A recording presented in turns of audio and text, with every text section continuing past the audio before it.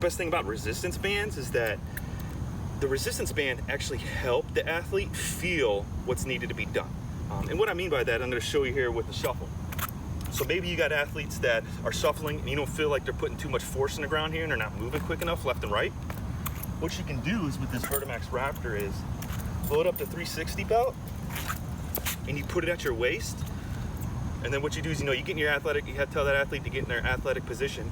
And you obviously want to apply force in the ground and then push out. So when you're doing that with resistance training, it's actually forcing the athlete to put more force into the ground so that when they move out, they're going to be able to move faster. It sounds crazy, but really, just do it with any resistance band. You don't even have to use a Raptor. You can have someone hold the band and do it, and they're going to feel that force more in their leg than they have to without resistance training. Now, of course, if you are using regular resistance bands, there are some setbacks. You're not as fancy as a Vertimax Raptor, so you're going to have coaches hold the bands. Or if it is attached to a fence or a wall, you're only going to be able to go out so far before that thing yanks the athlete's back.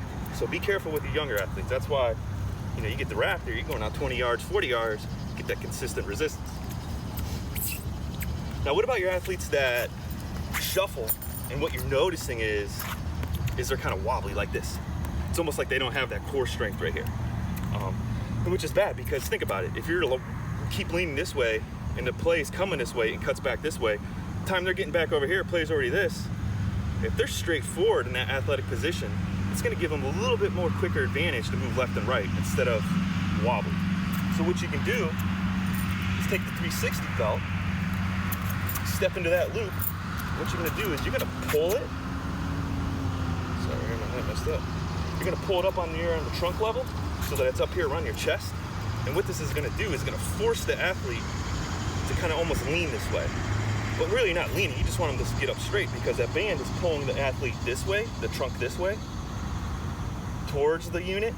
So the athlete's going to have to force to keep their body upright, and then you can do your shuffling.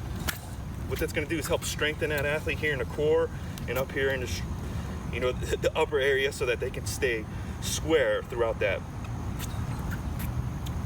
drill. And then obviously a huge component of what I love to do, and I've seen a lot of coaches do, and you want to get the athlete to feel it without resistance. So make sure you do your contrast sets. Obviously programming for all this depends on the athlete, but make sure you do resistance training with it to help with their shuffles and apply that force in the ground and help keep that trunk straight.